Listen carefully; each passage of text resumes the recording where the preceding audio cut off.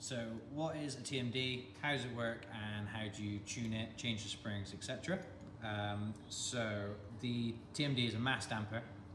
The way it works is essentially you have a very dense piece of metal, in this case tungsten, and it runs on a central shaft on the main bolt here.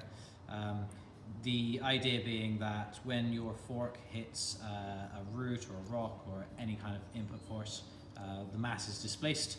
In this case, because there's a single degree of freedom and it sits inside your head tube, the mass is displaced up or down. That takes energy from the system in order to move it, and when it moves, it will compress one of these springs that sits on either side of the mass. When these springs compress, again, that takes some energy out of the system, so the rider doesn't feel all of those like sharp input spikes. The amplitude of the input force has been reduced. So we ship the TMD with 3 different spring rates, and these have been fairly carefully calibrated to specific input forces.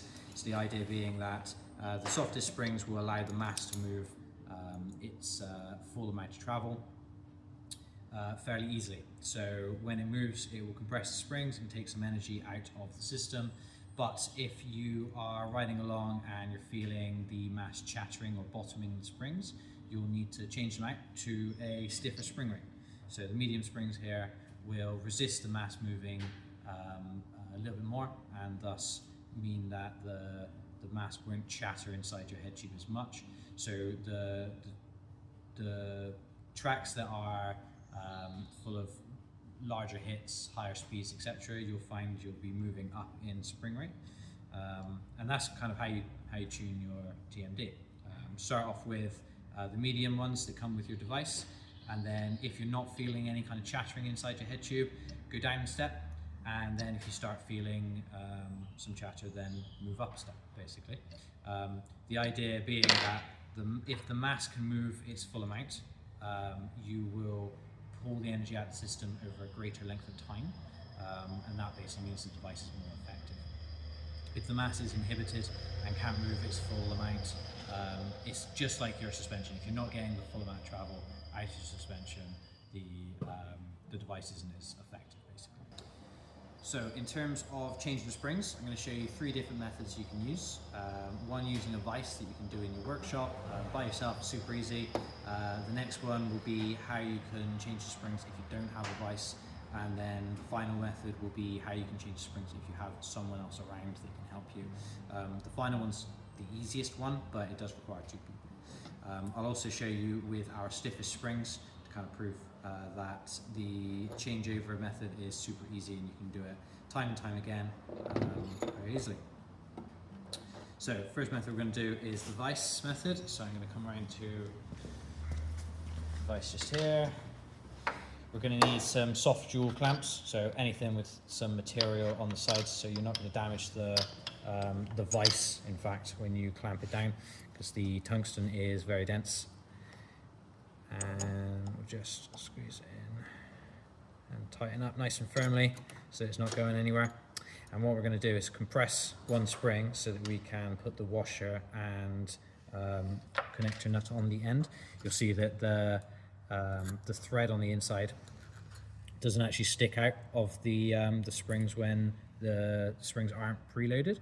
So we need to gain a little bit of preload on there to be able to catch the thread and begin to tighten it in. So I'll come around this side, and I'm going to use my palm and fingers to hook under the vise and press everything forward like this so that I can access the thread on the other side. I'll place the washer on, give it a good push, and thread it on just like that. And once it's on, we'll just tighten that up to the point it reaches the end of the thread, go all the way down. And if I was installing this for myself, I would use a spanner to tighten that down to about 5 Newton meters, so it's all locked in place and you're ready to ride it.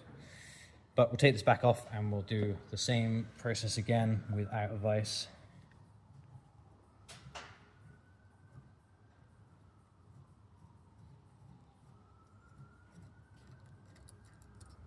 So you can see by preloading it myself with my palm, it didn't fire across the room or anything. So it's nice and safe.